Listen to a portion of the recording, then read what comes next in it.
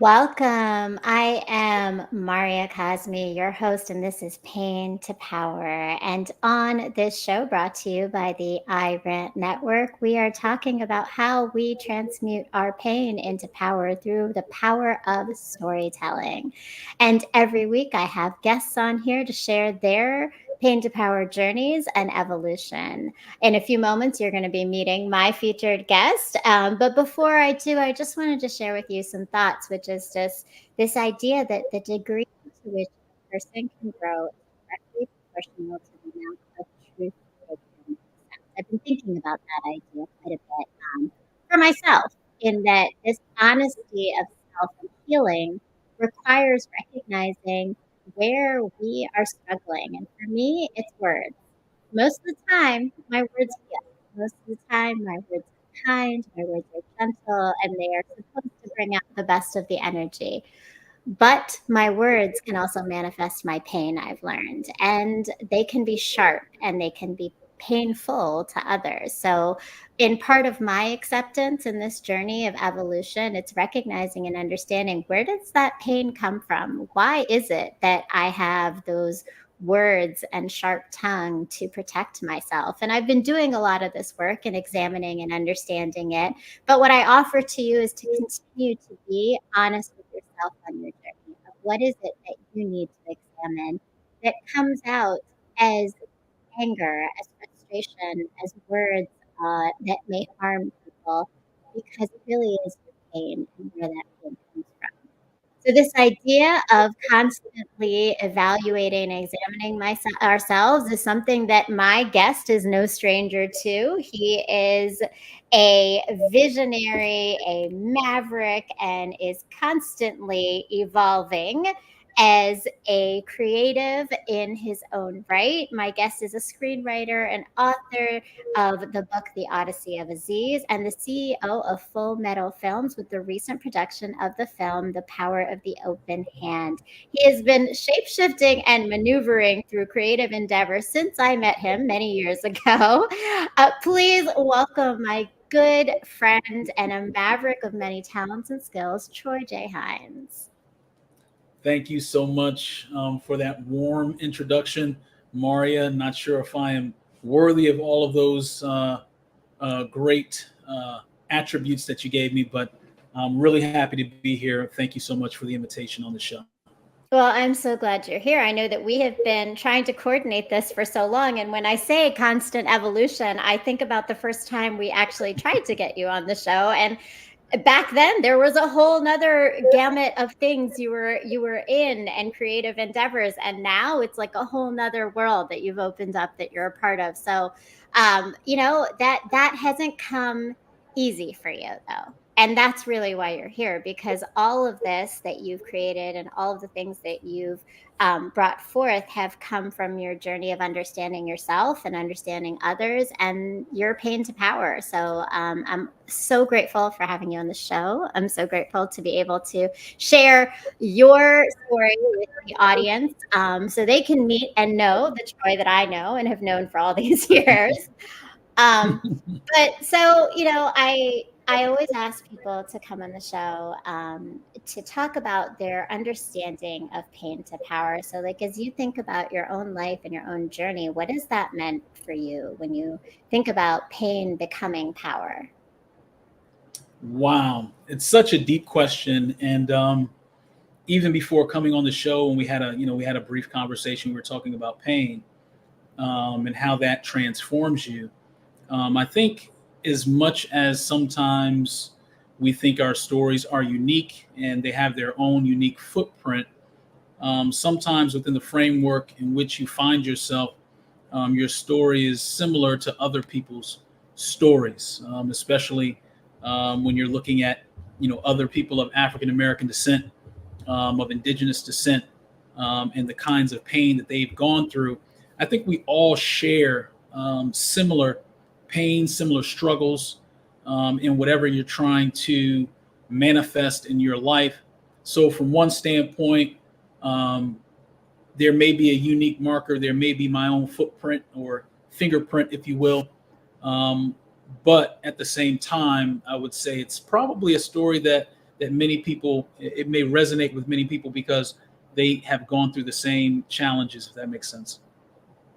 Yeah, and I love that because I think what you elevate is the idea that that pain to power journey is something that we see almost like a mirror with each other, right? Like you can see yourself within someone else's journey, and it sounds like maybe that's how you've yourself figured out things yourself and seeing yourself in others' journeys, and that's what you're doing now in allowing others to see themselves through your journey. So let's kind of go back a little bit to your journey, your humble beginnings of starting off. You and I grew up in the same area, Yep. but have very different lived experiences. But take me back to a little bit of just your upbringing and how that shaped who you started to be as a young man. Wow. Well, it all started in 1975. No, I'm just kidding. Um, wow, where do you begin? I mean, I was born in Washington, D.C., raised in Silver Spring, Maryland. And, I was raised in a typical area right outside of the city. My father's an architect. My mother's a secretary. I'm the last child of two older siblings, two older female siblings at that. So you can understand the type of hell a young kid, excuse my language, The baby boy, yes. that the big boy gets, and that kind of a squeeze in terms of always having to sit in the middle seat of the back car, in the back of the car. That was probably the biggest nightmare for me growing up. But honestly, I can honestly say that I was great. That I come from a background where, even though born in D.C. and my father was raised in Washington, D.C. as well, but his parents came from North Carolina, came from Rocky Mount. And so they had very, very strong, I would say, Baptist Southern roots. And my mom is originally from Connecticut, but ironically, her family is also from North Carolina, from an area called Halifax in Warren County, which are kind of neighboring counties to even where my father is from. So kind of had that Southern, influence in the home. My father was a disciplinarian, so I always say that discipline and probably what now would be considered abuse actually probably saved my life in terms of the type of discipline that I had growing up. So I came up in a no nonsense family, and we were expected to perform in whatever that may be, whether it's school, whether it's sports, regardless.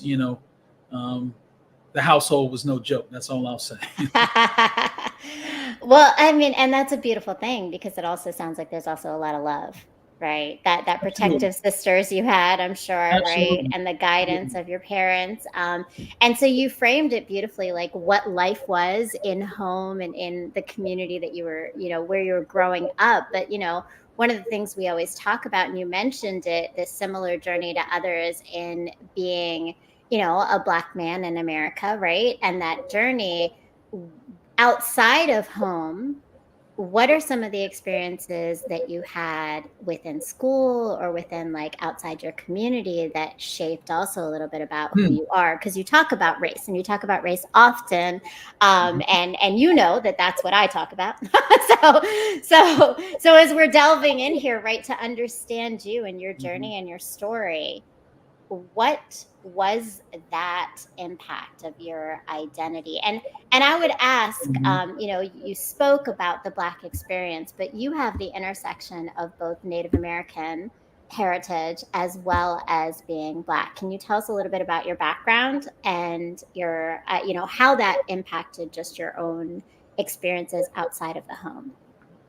Yeah, thank you so much. So I guess growing up in the household, there was, you see two distinct figures. You see one woman who's of a high yellow red complexion, and then my father who's of a brown skin complexion. And I always knew when I went to my father's family, I'm probably the lightest person there, and I went to my mother's family, I'm the darkest person there.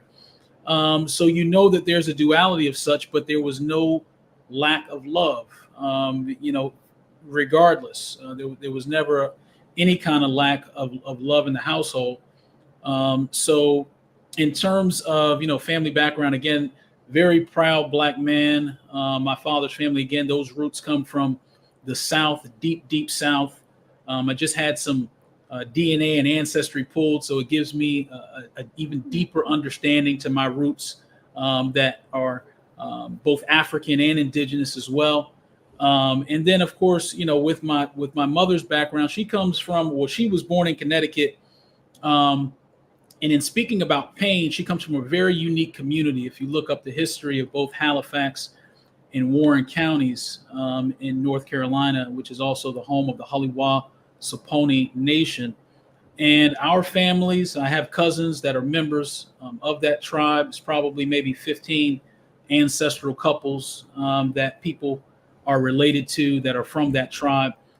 Interestingly enough, like in many families, there was a break between a lot of the families early on because, of course, if you go back in history at one point in time, it didn't matter. If you have one drop of black blood, you are black in this country because there was created a binary system of black and white, and there was really no path for indigenous people, if that makes sense. Mhm. But all of that being said, I think growing up, even in understanding that and learning a little bit more about my heritage and growing up, and I've recently, of course, I'm able to reach back and speak with family members that are members of the tribe, and kind of get a better understanding of things that happened and um, all of that. It's I mean it's a lot.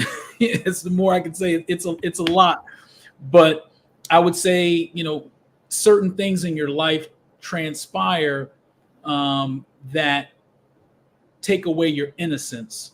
So, one moment in time really stands out to me. I remember that with my mother's family, we were going to the National Zoo in Washington, D.C.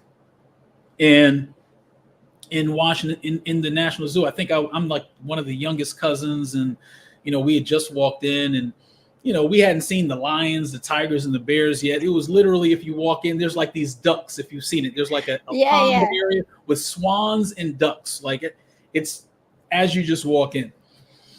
For some reason, this was, it captivated my attention, and I'm sitting here and I'm looking at these ducks, and lo and behold, I look up, and I'm probably maybe 6 years old at the time, and I look up, and my family's gone, all of them.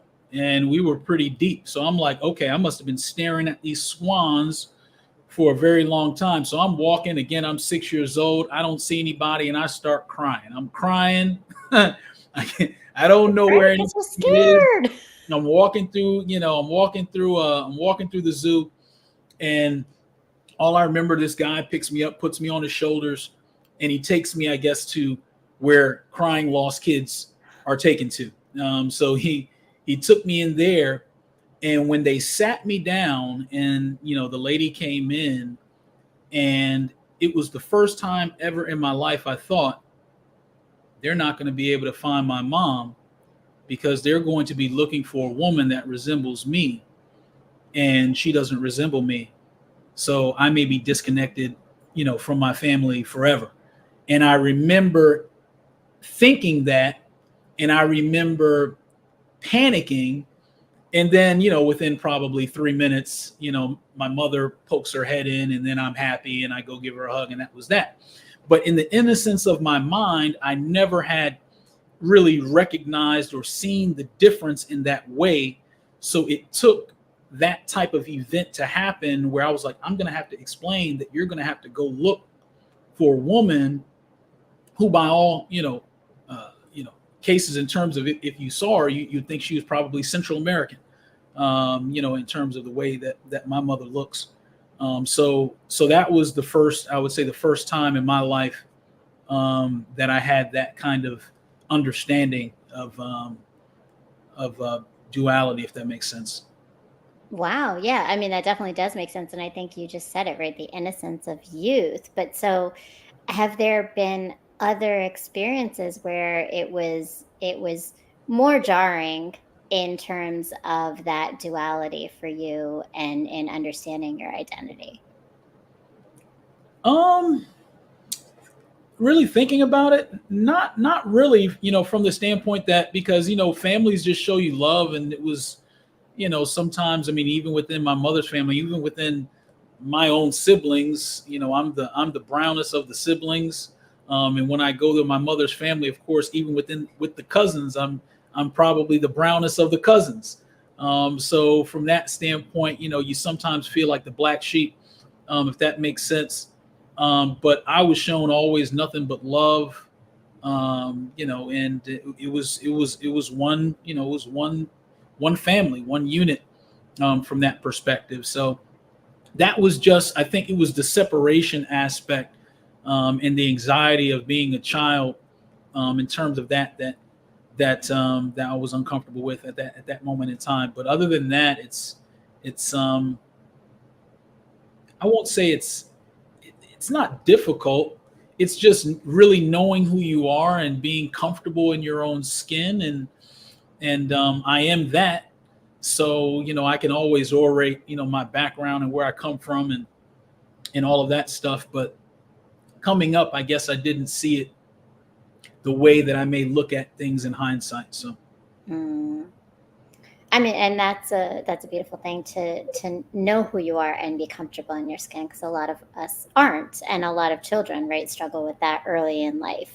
So that's a testament to your family, to your upbringing, to what you've been like, what's been instilled in you for certain. Um, Now we're going to shift a little bit, because there's identity, but there's also spiritual identity. And you were raised, as you said, your father was Baptist, yes, um, and you were raised in Christianity, but when we met in college, I believe, right? Like, there, a shift started to happen for you, where, yes, like, you started to explore and eventually take Shahada and become correct. Muslim. So tell me a Yes, little bit about that journey, and like what even brought you there, what that was like for you. yeah, alhamdulillah. I would say it was an amazing transformation. I would really be remiss if I didn't really give you all of that background. If you remember, in the late 80s and early 90s, the most fashionable thing that a person could wear in high school and college was a Howard University or a Morehouse, or some kind of historically black college sweatshirt. That was in it. Being an intellectual was something that we were proud of. The music of that time was Public Enemy and KRS-One and Rakim. And so I was raised in all of that. So whether I understood it or not, from a political spectrum, I was probably becoming, I had a greater understanding of who I was as a black man and the things that I was going to run in as a challenge. And the first time that I read the autobiography of Malcolm X, this happens to be his birthday, so happy birthday to El Hajj Malik El Shabazz, Malcolm X. That book changed my life. And so, shortly thereafter, in high school, after reading that book, I went down to Clark Atlanta University on a football scholarship. And there was a mosque. There was a Nation of Islam mosque not far away. And there was a brother by the name of David X in one of my classes, and he invited me to go down to the mosque, and the rest is history. So from there, I started really learning about Islam. Of course, the Nation of Islam is different in terms of perhaps some of the interpretations of Islam in itself, but it provided a beautiful foundation, and it changed my life. Had a tremendous, profound impact on who I was, especially as a young man. And I think at the time it was almost overwhelming, because I am the kind of person, as you probably know, Maria. If I'm learning something, I am all in. I'm going to dive into it. I'm going to immerse myself in the information.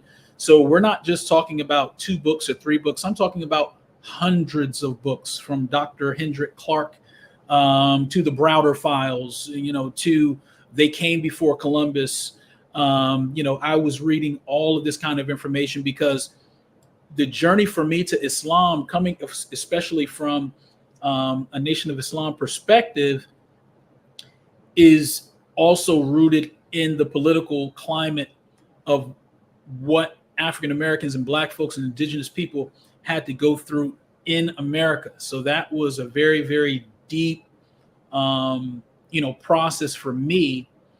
And all that being said, I guess when you're taking in that information and it's starting to change you, the one thing that I loved about Islam, regardless of whether you see yourself as a Sunni, whether you see yourself as a Shia, what I liked is the fact that it didn't tell me someone had to, if someone smacks me on one cheek, that I turn the other cheek and you can smack me on that one too and I can forgive you.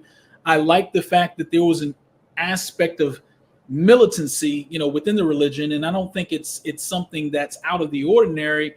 I think it's something that was as normal as just being intelligent in terms of your own survival, whether that even lends itself to, Judaism, when you're looking at, what predated, the gospel and what predated Islam. So, I look at it now when I have these deep conversations with my father, and I'm really happy that I can have these kind of conversations with my father, who is a devout Christian, who's a devout Christian man.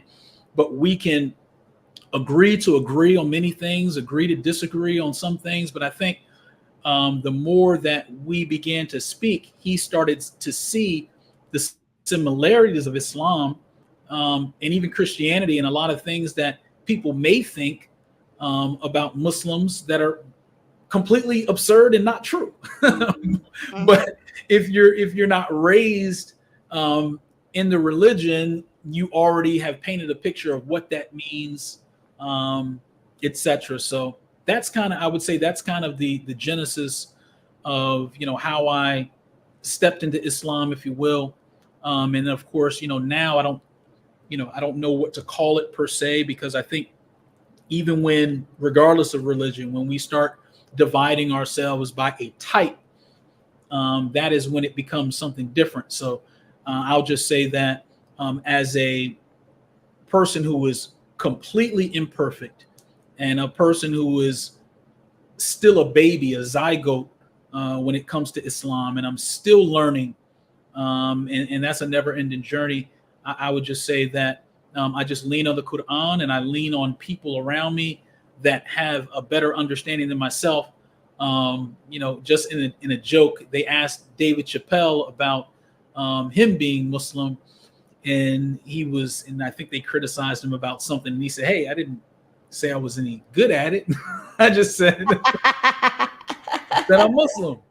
But yeah, it's I'm proud. I'm a proud Muslim, and I'm proud to be in the company of people like that, like the Dave Chappelles, like the Mahershala Ali's, like the Ice Cubes, like the Common Sense, and other people, Mike Tyson. There's so many that people forget. Kareem Abdul-Jabbar, that have made that pivot to Islam, and just happy to be one of them and to be learning. That's a beautiful thing, though, and alhamdulillah for that, right? Like you truly have gone through this journey of understanding and coming to that this made sense to you, right? But you do mention the fact that you're a Muslim with like a Christian, still some Christian beliefs, though. Like, so you have this balance between both pieces of who you are. I know in your book you mentioned a little bit about that. Do you want to say more about that in terms of what that balance looks like for you? Yeah, absolutely. And for me, the funny thing is, how do you say it? I could say I'm a Muslim, I could say I'm a Hebrew, and I could say that I'm Christian, without contradiction. And people say, "Hey, how could this be without contradiction? Like, slow down, right?" Mm. But if you really think about it, and you really think about, I would say, the foundation of, let's say, the Old Testament, when you go back to, you know, the Old Testament or the Torah, it starts, of course, not to dive all the way in it, but it starts with a man by the name of Ibrahim, right? He didn't really have a religion, so to speak. He didn't. There was, this is would predate. Like if you asked him, "Are you a Muslim or are you a Christian?" He predated all of that, but he was just described in the book as an upright man, a moral man, a civilized man. So he was the father. I mean, even if you go into Christianity after that, and people said, "Oh, Jesus," and I love Jesus. People say, "Oh, you're a Muslim, so you don't." What do you mean? Muslims believe in Jesus. Muslims believe that Jesus is the Mahdi, right? They believe that even though the last messenger, is Muhammad, praise be upon him, but at the same time, we know that, we believe that Yeshua, Jesus Christ, that he would be coming back as the Mahdi. So a lot of people, even when I told my father that, he was like, "Well, wait a minute." But I think people confuse sometimes current religion with text in the books, because we do realize that, the religion itself of Christianity, and I respect everyone's right to religion, but the truth of the matter is that Christianity came about 200 years after the death of Christ through the Council of Nicaea, which was done in Italy. So, and then they said, okay, they changed all these names, and then now you have Jesus, you have Matthew, you have Luke, and I've got to tell you, I'm pretty sure in the Middle East there were not too many people named Matthew, Luke, Peter, and John walking around. So I know that there was some changes that had to have happened from a historical perspective. So for myself, I am a Muslim, and a Muslim only means one who submits to God. And so, being a Muslim, and then if I understand Christianity, someone who respects Christ, believes he's going to come back as the Mahdi. Well, the Quran tells me that. So however you want to label it, you can label me that. And then in terms of Hebrews, understanding that, 1/4, of the Africans in the slave trade go back to the Igbo tribe, who, if you take their DNA, the Cohen modal haplogroup, which is the same bloodline you'd have to become a Kohanim or a priest in the Jewish faith. 70% of Igbo men have that gene. So when they talk about the lost tribes of Israel and people like that, I'm like, hey, I'm just Abrahamic and I'm learning. I'm not an expert, but my mind is open enough to understand that I don't know it all. And I'm just on a journey of learning. And I allow Allah to bring things in my life and take things out of my life. And it has helped me kind of put the pieces together. So that's where I am with religion, I guess. But you elevate this idea of commonality, which often is the biggest thing that divides religions, is that there's not the commonality. There isn't that thread that ties things together, but rather there's always a division. And I think everything you're saying is kind of connecting those pieces, because we all are coming from the same perspective, even though the label and the narrative might be different. So like within that, and it might have been religion, but I'm just curious to know for you, what are some of those things? I opened up talking about this idea of our ability to be honest and knowing ourselves, right? What are some of the things in this journey of religion, of identity, of all the pieces that you've kind of laid out here that have been your awareness of yourself in the pieces of you that you maybe didn't realize needed to be examined more? That's deep. I don't even know if I have a correct answer. I would have to I'll navigate it, if you will. Well, I'm going to ask you for an honest answer. Like, what's a point in your life, honestly, where like you've just been like, oh shit, I do that, right? Like I do that, and it's actually not working for me in my connections or my dynamics, like whatever that could be. Something that something that I'm not doing. something that you're challenged with. Yeah, like I think, I think part of that idea is that we face ourselves with truth, and that truth is often not pretty. That's the beauty of growth, right? Like the growth is not through looking at the good things we do. We can do that. That's easy. That's the comfort space, right? So Mhm. what's been the uncomfortable truths that you've had to face of yourself? I think I would say the uncomfortable truths are, how do I say it? Um, what I love about some people, like let's say Michael Jordan, or let's say even like a Floyd Mayweather, um, his back was against the wall. All he had was boxing. And if you only have one option, and one option only, to get you out of your condition, you are going to be the absolute master of that, because there is no plan B. You are going to master this, or you are going to fail. So I think from a creative standpoint, I think a lot of creatives can identify with this. I know many creatives that, like me, have written books, or have produced films, or they also are illustrators, or they draw. They can do. They can come up. We can come up with a million ideas all the time, but we have to stay organized, and we have to stay on a single path. And from that standpoint, what I found is that even on this journey now into filmmaking, which helps me to kind of tailor life's experience, and at the same time pull on your creativity to create a project. I'm just at the point now, like the old Negro spiritual says, I shall not be moved. This is what I'm doing, regardless of what else is around me. In terms of how I'm navigating this world, um, it's it's to not drop off one bag to pick up another bag, and then, okay, I've kind of mastered this. I can put that down. Now I can pick this up.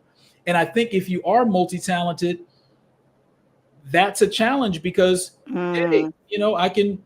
Hey, I was pretty good at football. I was a good strong safety. I mean, out of six strong safeties at the University of Maryland, I was second on the depth chart. Right. So if you're not within the first and two teams, you basically watch practice. So I was decent at it, but I liked hip hop too. I like rap music. I like to rap. I like to do. Oh, I like to write.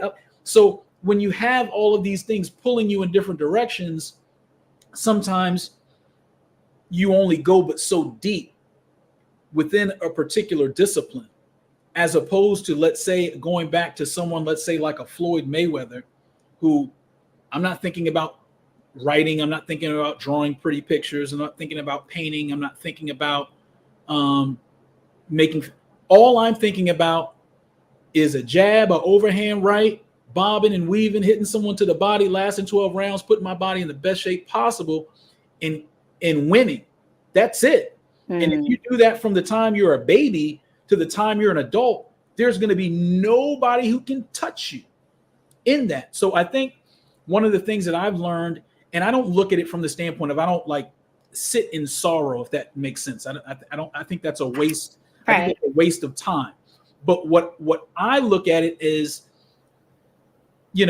for the next generation, for the next kid growing up, I think the most powerful thing that can be done, and as a person like yourself who knows about education on a grandiose level, is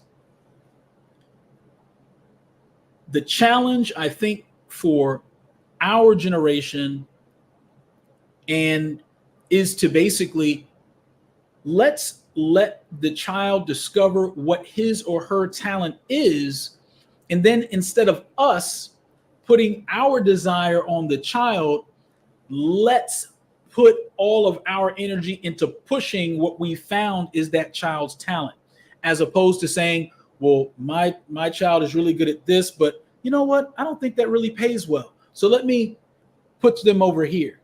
But if they already show signs of mastery and that something is easy to them, they will be at the very top of that particular discipline. So that's just something that Mm. I believe in terms of changing it. Because now, of course, when you look at society, we always say, okay, we have lots of blacks in sports and entertainment.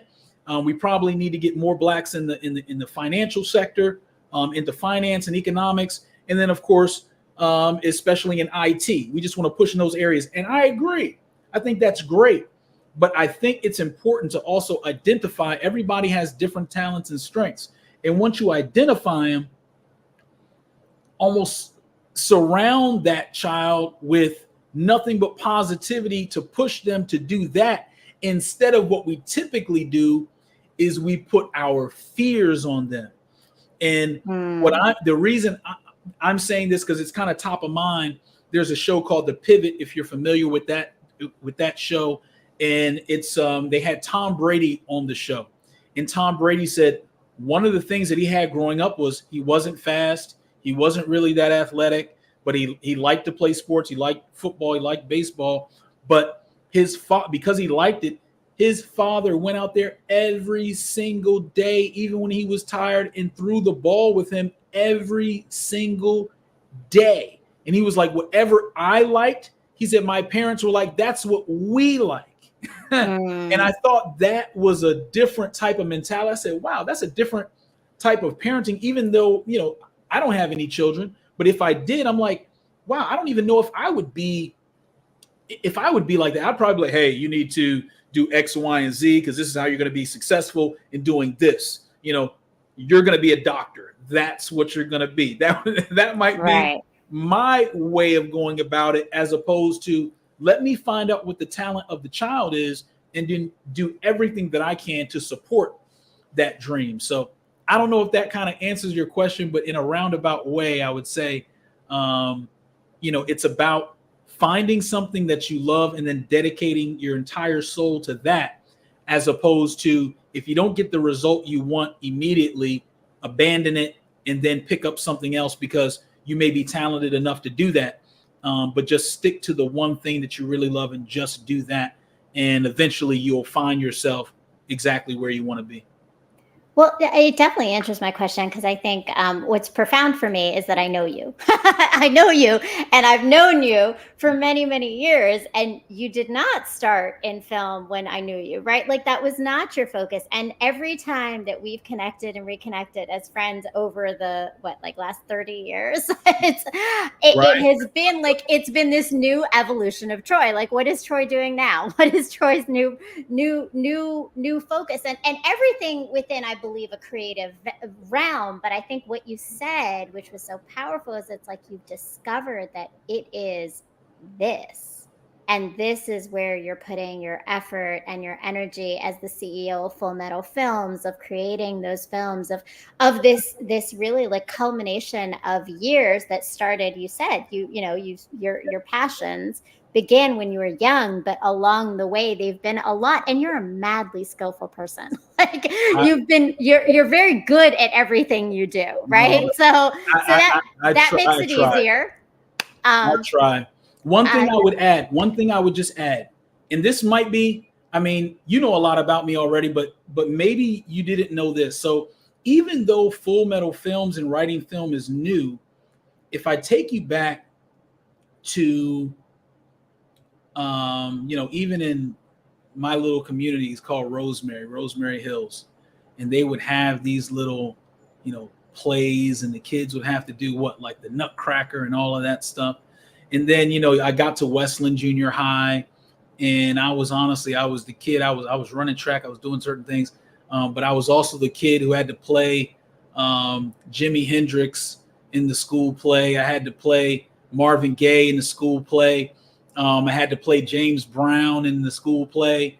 So I was that, I don't want to say token black kid that has to do that, but they say, oh yeah, Troy can do that. So I was doing that in junior high school. And then in high school, I was the captain of the football team, but at the same time, I did all the plays in high school.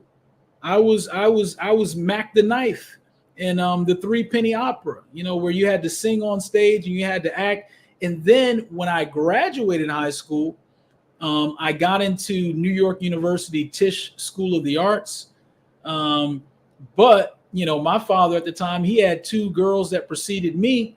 And he said, man, I'm up to my eyelids in finances having to pay for my daughters. You're gonna take this scholarship and you're gonna play football.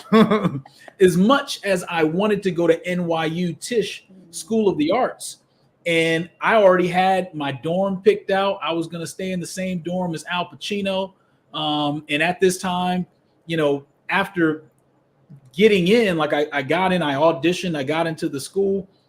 That summer, I ran track in Moscow for the United States under 18 track team. So I was over there running track.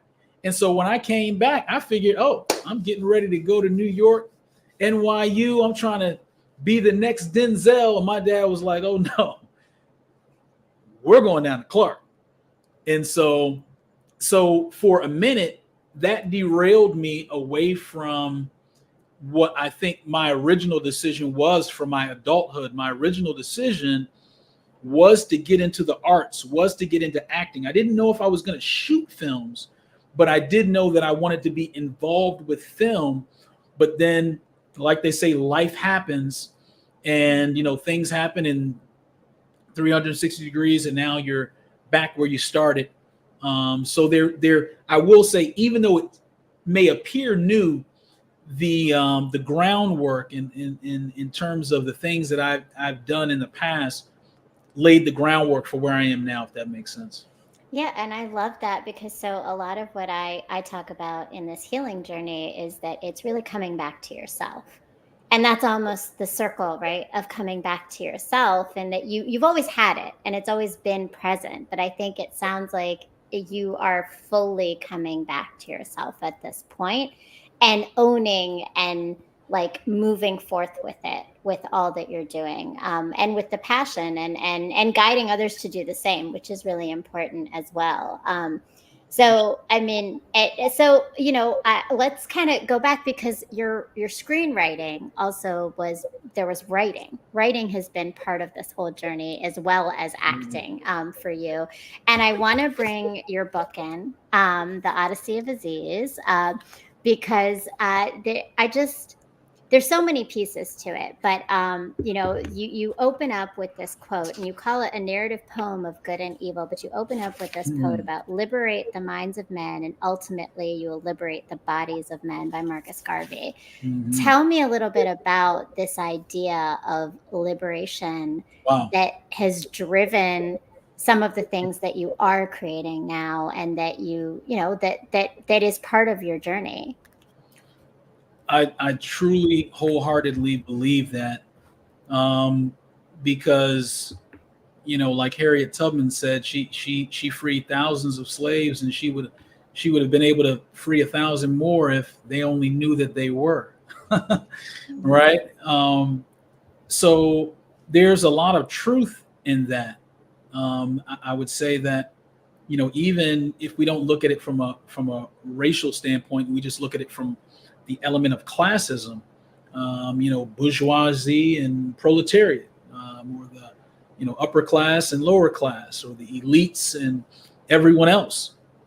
And it's really understanding that everything is about control in terms of the way that our system is set up.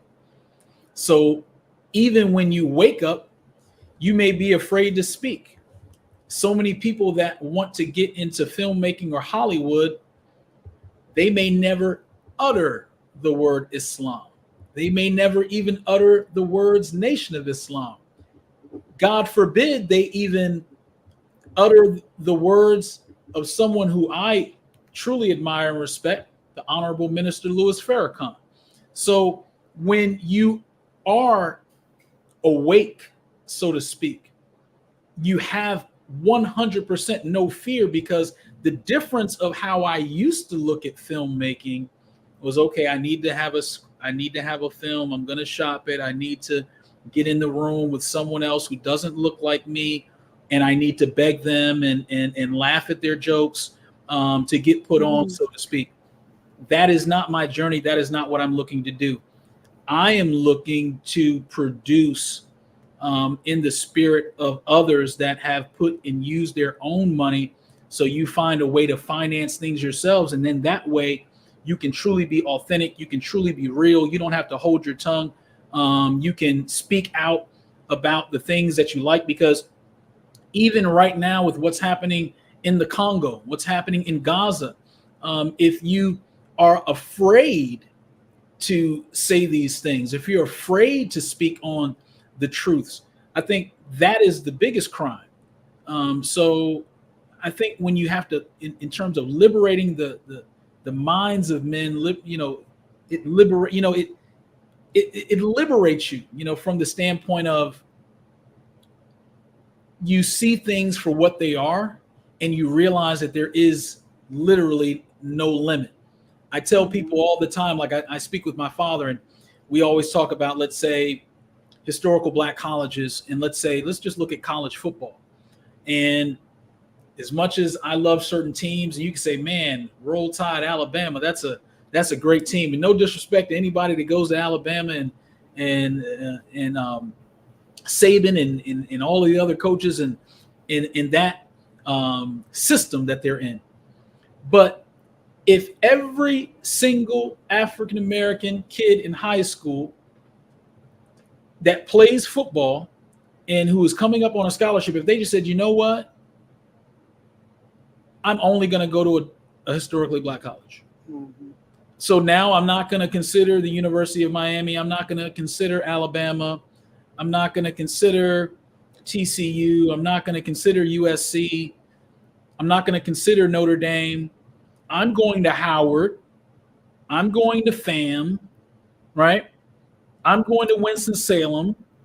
Mm-hmm. I'm going to Savannah State, right? I'm going to Grambling, right? If we made that decision within 4 years, historically Black colleges would be the dominant teams because they would have the best players, and all of the networks, the NBCs, the ABCs, and the ESPNs, they would have to focus their attention to them. Mm-hmm. That's where all the great players would be. But in our mind, we're still in the mindset of, I have to go to Alabama. I have to go to University of Miami. I have to go to these, I got to go to Northwestern. I got to go to USC. I've got to go to Cal. Why? You know what I mean? It's the narrative that we've all swallowed, right? Like, so that's what that, and that, like you said, right? I think we have to believe different to shift that, right? And right. Everybody has to believe that it can be different. Right. And that's powerful. So, and I love it. Welcome, No Hold Backs TV. Welcome, Tasha. That's another reason why Dion tried to bring more attention to HBCU, right? Like that is important, because I think that there's a limited narrative of what HBCUs are known for and are bringing in terms of the wealth of experience from the students that graduate from those programs. And we don't talk about sports within that the same way. But there's a lot of opportunity there. So, we talked about, and the book a little bit and the Odyssey of Aziz, but like you said, your film, and right now you particularly, tell me a little bit about the start of where Full Metal Films and your company really birthed, like at what point you decided this is now what I'm creating? It's really funny because over the last 10 years, I've probably tried to write an entire film, and you pick it up and, you don't know where to start. And I've come up with probably 5 or 6 different titles and started writing and things of that nature. And you would always put it down because I always had something else that would distract me from writing. And a buddy of mine who lives in Atlanta, he produces music. And when I was in college, probably 18, 19, when I was playing ball at Clark Atlanta University, going to school there, I was trying to rap, and he was a producer. So we had like maybe a crew of like 8 guys, and we would always go to the studio and rap. And he would always talk about, I want to write films. And I was like, yeah, I'd like to write films as well, etc. And you just never get around to it.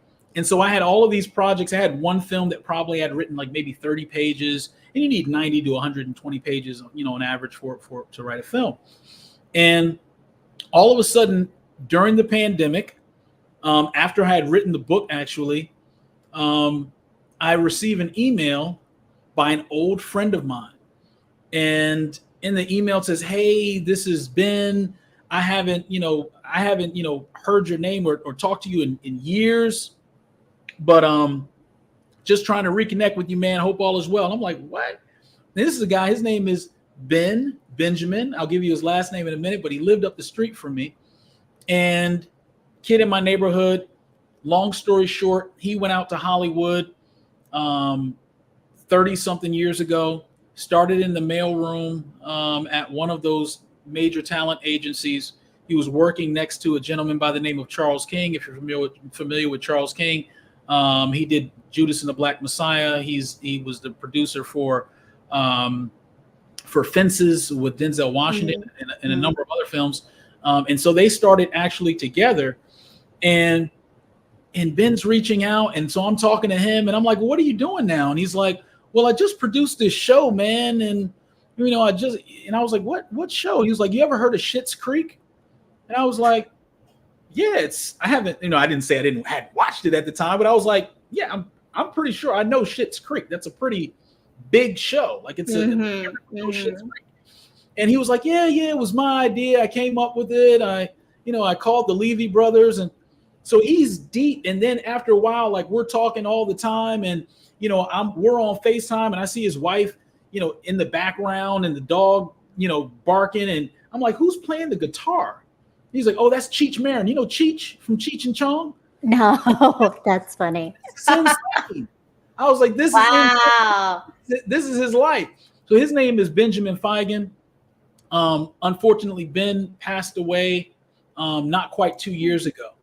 But from the time when he reached out, because he was like, "Man, I remember up the street, you used to get off the school bus and you would challenge kids to race you, and you would like dust them." And I thought that was awesome. And I was like, here goes this, this cool little Jewish kid. He was like the bohemian. He smoked weed and did all this, stuff, and he was really, really cool.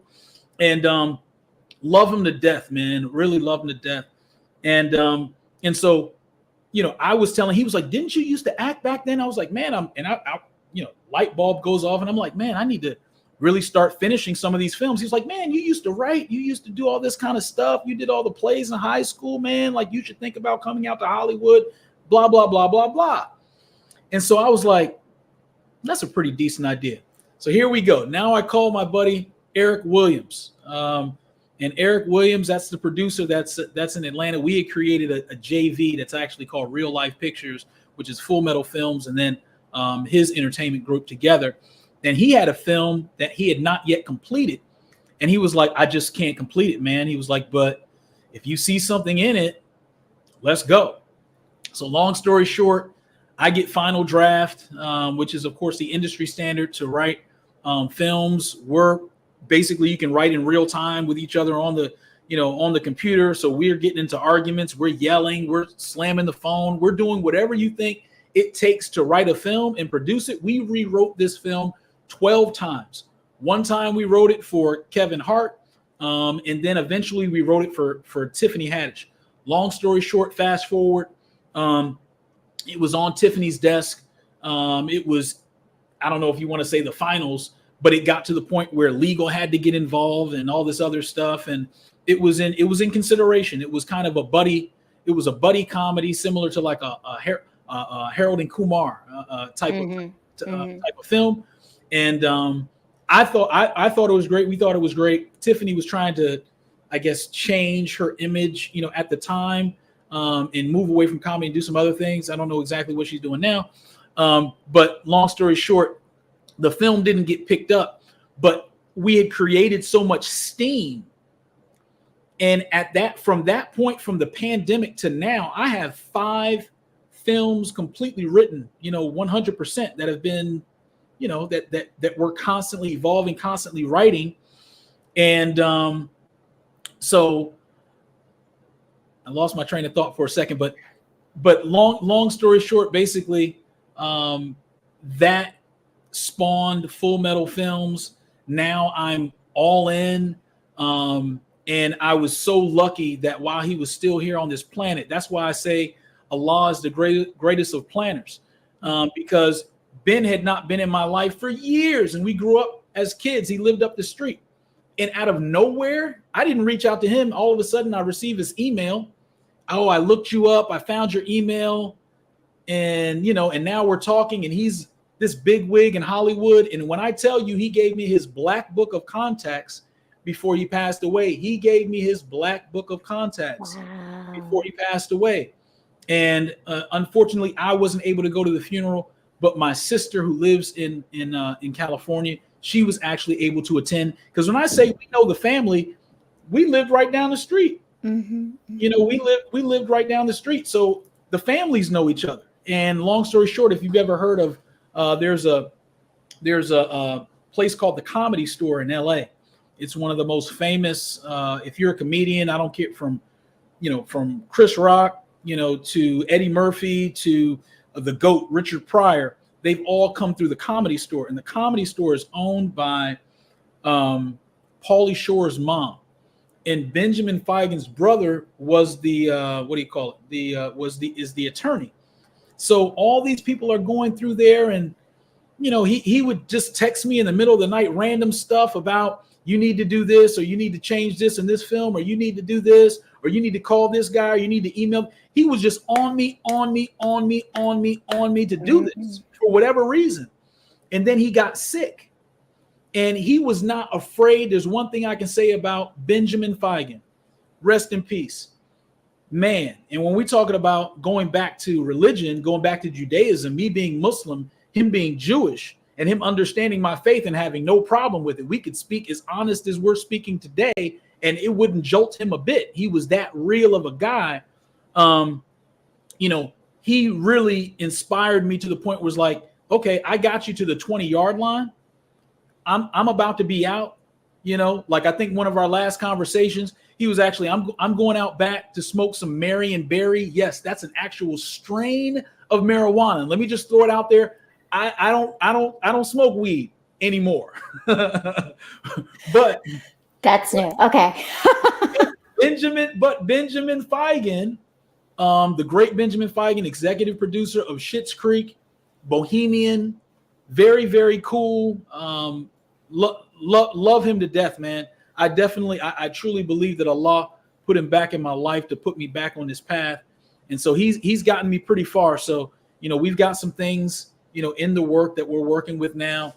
But that was the genesis of Full Metal Films. And, wow. and here I am today on this beautiful platform of Pain to Power with my friend Maria. So it is, like I said, it's an honor to be a part of this show. Yes, well, my condolences to you for Ben's loss. Like, I mean, obviously, he had an impact on you in childhood as a friend, but even obviously right now, like the universe aligned, and here he did. He came back in your life and pushed you back into coming back to yourself, right? It's a beautiful, beautiful thing. And a bittersweet journey, but a journey in the South. And Tasha says, Ben, the real MVP. Yes. Wow. Like, yeah. And yeah, like here we are, right? Friends from back in the day, and talking about these different journeys. Tasha says, now that's how you help each other, passing the book. Wow, that's true love for certain, right? So you talked about a lot of, and thank you, Troy Hines, for joining us. I'm assuming sis, hey, sis. This is big sis, right? Yeah, I just saw her day before yesterday. Right. Okay. I think I saw a picture you posted. Well, welcome, Terry. It's great to have you here and see your baby brother doing the amazing things that he's doing and supporting. She's the general. We're, like I said, she's been another inspiration to the family. Both my sisters are inspiration to me. But yeah, they made it easy in terms of following in their footsteps of just excellence, I would say. That's a beautiful thing. I mean, so and tell me a little bit about that, because I think so much of what I learned through this show is that a lot of men that come on here, when they share their journeys, a lot of it is, part of it is the influence and impact of the women in their lives. You talked about your mom a little bit, but what about your sisters? What role have they played in your life in shaping you in understanding yourself better as a man, but also in the way you engage with others and things? Well, I'd like to say that it helps me. No man is going to ever say that they understand women. I mean, that's You just should not. You yeah, should not. let's get that out of the way. I don't claim to understand women, but I will say this: just being the youngest and having their influence. I mean, um, highly intelligent. I mean, when you think about my eldest sister, she was just always super smart, and so she just set the bar very very high when it came to book smarts and doing what you had to do and being successful. She set the bar, and I think that even with my middle sister, she was probably a little closer to me in age, from that standpoint, and she was like an amazing track athlete, and again showing her excellence, not only in the classroom but in terms of just being an amazing athlete, somewhere where it's like, okay, the Washington Post is coming to the house today, or Montgomery, or the Montgomery County Journal, etc. And at the same time, I give thanks to them because at least having inheriting some rhythm, being a black man, I was able to learn how to dance because I was like, I could not dance in my house where we had the new stereo. I don't remember the stereos that came out where you had the record player on top, then you had like the EQ, then you had like the two Yeah. discs, and you know what I mean? It was like everyone had the same stereo in their house, at least in our neighborhood, and ours was pretty nice. But you had to know how to dance. So whether it was Michael Jackson Off the Wall, whether it was DeBarge, whether it was Curtis Mayfield, the Stylistics, whatever it was, our household, I would say there was a lot of music, and then even with gospel music, etc. That was something that filled our house. Take Six and Yolanda Adams and other people like that. So growing up with sisters, I think it helped to make me a little bit more sensitive, which I think is important because you understand the needs, you understand sensitivity, from that standpoint, to quote Ralph Tresvant. But outside of that, just I think the standard that they set, the bar that they set was really, really high. So that was something that has been amazing, and I'm always chasing that bar.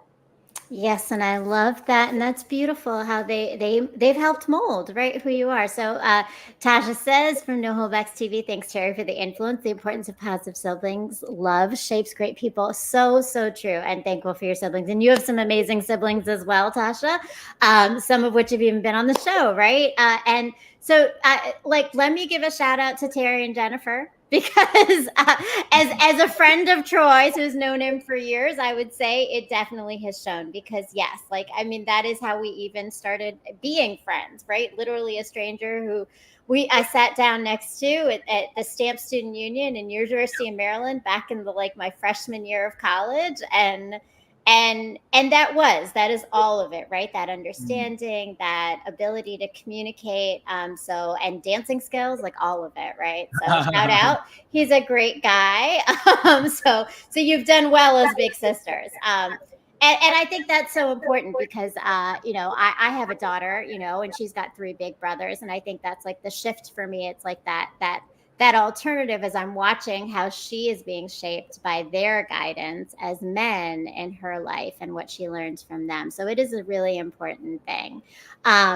So, let's talk about, you said you had a lot of different films already written, but there's one in particular that you've not only just written, but you produced, and we just saw a little clip from it. But tell me about this film and the birth of it, and just, what's the synopsis of The Power of the Open Hand?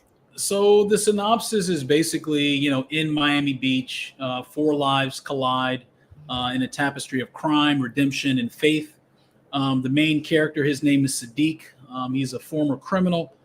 He seeks revenge against the antagonist, and his name is Benny. And amidst all of the chaos, he confronts his past, finds redemption and reveals resilience of the human spirit. So it was kind of like I said, when you're embarking on this journey, not only of writing and at the same time having ideas and being a neophyte when it comes to trying to put all these pieces together. Of course, this is a debut directorial, and from the standpoint of just everything about it was a learning process. In pivoting back to my good friend Ben Feigen, I remember he showed me something that he had produced eons ago, which was a black and white 15-minute short, kind of a biography of Rakim, the rapper. And it was very, very basic. But he said, Troy, you have to create something. You have to create something. Because he said, you're bigger than just putting words on a piece of paper. He says, I want you to put that hat on as a producer, put the hat on as a director, put the hat on as an actor. So when people go back and they look at what you're doing, you are 100% invested into the filmmaking process. So this is, it's a small film. It's a fun film. It was fun putting together. The cinematographer, I have to give a major, major shout out to my friend Douglas Lance. He has amazing vision, amazing creativity himself, and his company Photo Noggin, in terms of photography and videography. And of course, I would not have been able to put this together without his help as well. So everybody from the entire cast to Alejandro Sosa to Gabriela Gonzalez to Lori Ford,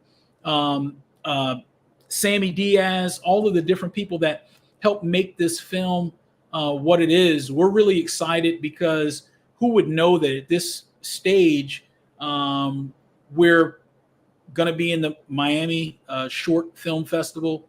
We'll be in the London Short Film Festival. We're also going to be at the Urban World Film Festival. And we'll also be at the Hollywood Shorts Fest Film Festival. So it's a little cute little film. I say the word cute. And when my father first heard it, he was like, oh my gosh, there's so much bad language, in this film. And I said, this is a stark contrast for maybe the person who I am, because it's not an autobiography. This is a story. And it's the story of a criminal. So it has to be written as a criminal. So and written in that vein. So I think for it being my first film, and of course, never wanting to disappoint your parents, right? Yeah. They have to understand that, I just remind them, how many films have you seen where Samuel Jackson hasn't dropped an F-bomb, right? Or etc. So it's the real life that comes with, if you're going to make a comedy, if you're going to make a crime heist film, whatever it is that you're going to make, it has to have some touch of authenticity. So it was a lot of fun. I learned a whole lot. So from this film, Power of the Open Hand, everybody, please check it out. You can go on YouTube. We've already had maybe 30. And the links are right below. Make sure you click on everything and you can find the Power of the Open Hand and all of Troy's materials and all of the things that Troy's doing in there as well. Truly appreciate it. So it's just like I said, it's a debut. It's something very, very small. And look at it, it's something very, very small, but it has put me on the road to some other films and ideas and things that we're trying to bring into production now. So I had to take these bumps and bruises because it's far from perfect, but it's my own. But I had to take these bumps and bruises so that now the next step is going to be that much smoother. So I'm really excited for the future of Full Metal Films. That's beautiful and amazing. And we know Full Metal Films is Instagram, Full Metal Films. Is there anywhere else that you have your, people can follow you, social media, see what the next film is going to be coming up in addition to, right? And where they can catch the film festivals that you're going to be showing at? Absolutely. So you can just go to www.fullmetalfilms.co. So it's .co, fullmetalfilms.co. .co. You can find all of the information about the film, about our company, right there on that platform. Please subscribe to it. That way you'll get any updates of things that are going to be happening. If you just put into Google Miami Short Film Festival or London Short Film Festival or Hollywood Fest Film Festival or Hollywood Short Fest Film Festival, and then the other one is Urban World Film Festival. You can find all of that information. And then feel free, follow me on Instagram, Full Metal Films, at Full Metal Films on Instagram. So that's where you can find and connect. And like I said, it's all about meeting real people and finding real stories, because at the end of the day, what I realize about filmmaking is it's really about storytelling. So it's all about just compelling stories. It's so true. And life is really the power of storytelling, which is why you're here, because that is what Pain to Power is. Thank you so much, Troy, for joining me today and sharing your story. And I mean, what an absolute full circle. I don't know if I've ever told you this, and this is for the audience too. I mean, I think my first really experience of real intellectual conversation did come from some of our best conversations sitting in the Stamp Union, right? Like that, you have always challenged me mentally and in all the different ways of thinking about everything. And I appreciate that you're continuing to do that for so many other people through your creativity and finding and coming back to yourself as a filmmaker, which is beautiful to see as a friend. Because I can see the passion in you, and I can see how much it's come out in the film itself. And I shout out definitely to your cinematographer, and welcome, Mr. Hines. That's your son. Yes, that's your son. He's an amazing guy. I love it. Look, you got the whole family in here. That's awesome. And Kiana Wade, congrats. Oh, that's my cousin. Okay, all right. The whole Hines fam and Wade family. I love it.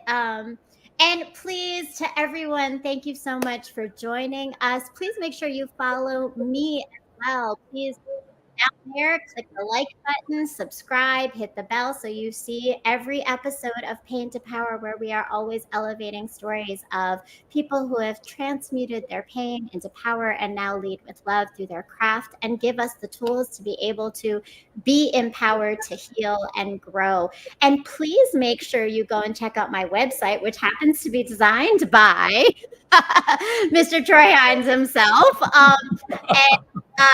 It is Brown Girl, www.browngirlinterrupting.com. I am a writer, and I write about my story of healing and growth as a storyteller myself. And I actually recently just posted a piece called Time is a Transformational Tool, because a lot of my writing is about the journey of parenting and what I have learned through my experiences about recognizing and knowing myself and my own challenges and my growth within that. So please go check out all of my blog pieces on relationships, on love, on healing, on parenting, and culture at Brown Girl Interrupting. And follow me on all of my platforms. And if you have a Roku TV, I don't know, Troy, do you have a Roku TV? Yes. Okay, well, please make sure you go and download the iRant channel and you will find BGI TV on there. And that is more episodes of Pain to Power, as well as many different shows from our hosts and producers throughout this network of the iRant network.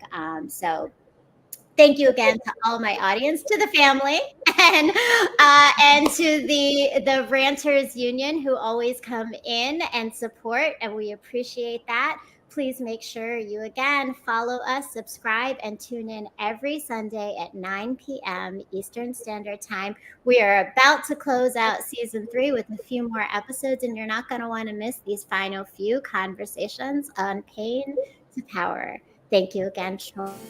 Thank you. And peace, love, and light.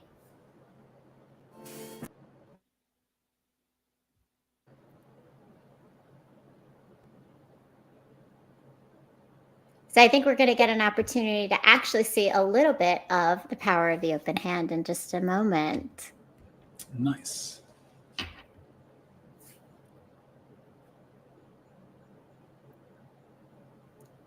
Thanks again, Troy. We're waiting for some technical stuff. But as we're waiting, any final thoughts you want to share? A few quick words before the next film comes? Oh wow, this has just been it's just been a joy. Overwhelmed. Thank you so much for inviting me here and the support of my family, of course. This is just a great journey, and of course this is the genesis, of it all. So just looking forward to see what's next, and if I'm ever blessed to be on this platform again in the future, to see where this journey has led me. So just really looking forward to the next steps. Well, I can't wait for those next steps and definitely for the next pieces of this journey, because I'm sure you're going to be back with more projects and more stories for us to learn from. As we're waiting for a little bit of the ending pieces, I'm curious to know, in the process of creating the film itself, is there something that are like some final takeaways as a creative that you learned in this process? It's a lot, in terms of just not only the process by which we kind of storyboarded it, because we knew that we were shooting something that was going to be a short. So we kind of, I don't want to say we kind of back ended certain things. We did certain things kind of untraditional in terms of how you have to do this, because when you're with how you're going to structure your budget, you want to stay on budget, because before you know it, you're like, okay, I've just spent another $5,000, and I'm I'm far from a rich man, but you have to put all of your pennies when you're producing something. You have to, you're doing it all yourself. So I think it's really being mindful of things like budget. It's being mindful of how long are you going to be on the set, making sure that you're going to feed everybody. It's something I'm proud to say, that nobody can say they came to my set and there wasn't food. So just doing everything, at the level where you want to do them at, I think it was just something that I take away from that. And, you're going to constantly keep learning, because you're going to think, okay, I think I want to shoot it this way. But then when you look at the monitor, you say, you know what, maybe we need to, use another angle, right? So it's important, not only that, what you're shooting, but to have a real tech script. And so that was one of the things that I think I'm most proud of as well, is that we did have a tech script, in terms of what we wanted to shoot and how we wanted it to look. But like many projects, sometimes there may be other elements you wanted to add, but you're at the end of your budget. But So that's a key piece, right? Budget is important, but I think key. you mentioned it, right? Like, taking care of the people that you work with is really important. 100%. And I'm curious to know, like, I mean, even in your hiring, were you intentional about opportunities you created for whom was in your film and in the production of your film? Absolutely. So, Douglas Lance, he's a good friend and someone who I've worked with on other projects in the past, in terms of creative projects. And he was always the person that was there with the camera. So I always knew that if I was going to do this, he would be somebody as a good friend, that I would have to bring in on these projects. And he is his own creative genius in his own right. So I always know that I can bounce ideas off of him, and he will give me an honest answer, not only an honest answer, but he'll add, some sprinkles on it in terms of, from a creative standpoint. So I think that's one thing that you have to do as a creative, is you have to be in the circle with other creatives and bounce your projects off of them, because they kind of cross-pollinate each other in terms of ideas. And then in terms of projects that we've worked on in the past, I knew that Gabriela Gonzalez, she is just an amazing actress. I mean, if you look her up, Gabriela Gonzalez, and the things that she's doing on the Miami circuit in terms of theater, in terms of, I think, Univision and other things she's been on. She's been on a lot of Spanish-speaking commercials, etc. She just brings a certain tenacity to the screen. Same thing with Lori Ford. She can play, if it's like, okay, this is going to be a non-traditional role. You're going to have to play like a schizophrenic, halfway homeless prostitute. She's like, no problem, I've got it. And then, of course, with my friend Alejandro Sosa, we just call him Sosa, who plays opposite of me, Benny. He is already, I'll say this in the most respectful way, he is a wild boy. And he is exactly the kind of person that I needed to play this type of character in terms of his persona, where I knew that I didn't have to take him out of his element per se.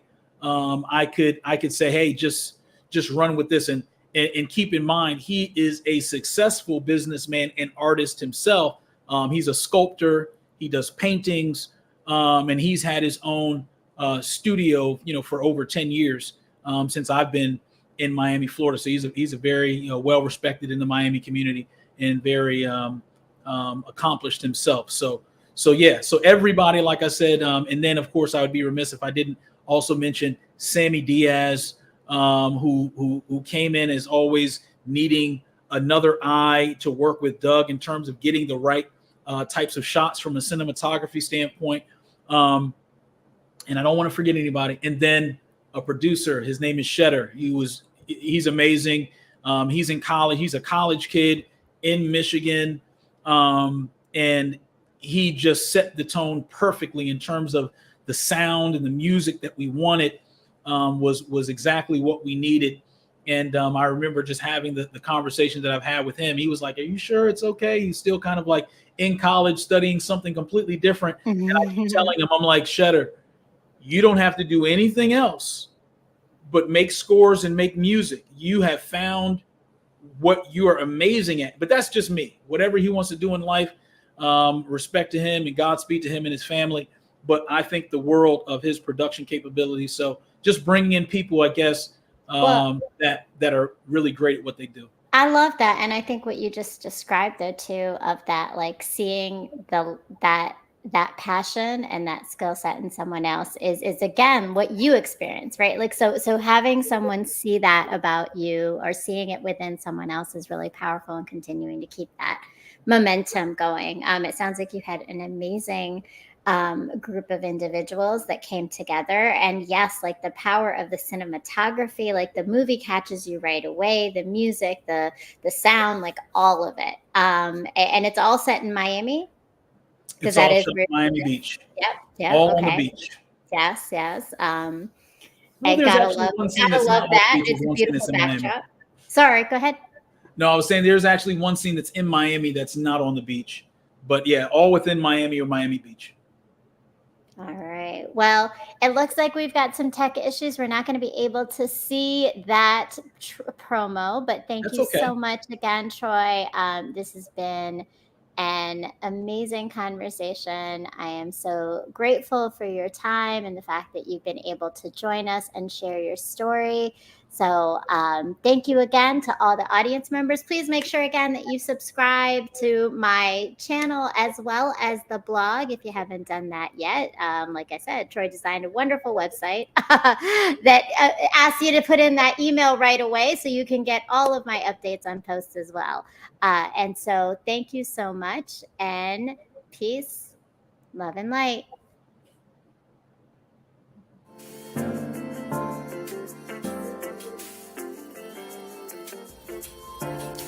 My world has slowly crumbled around me countless times, and every time I rebuild with the pieces I've been given to birth something so transformational and beautiful that no one else knew might exist before it was shown to them. These moments tend to coincide within my romantic path. The universe has been telling me to focus on the revolution and not romance. It has over time given me the tools, resilience, and light to turn my pain into power. And only now do I see that the key to this always resided in the love and knowing I had in myself, not from the external sources of family or men. The message I have been avoiding might be that my time in this world I had existed in was not to receive love, but to put it out there for others to see, feel, and heal through. Revolution before romance moves pain into power.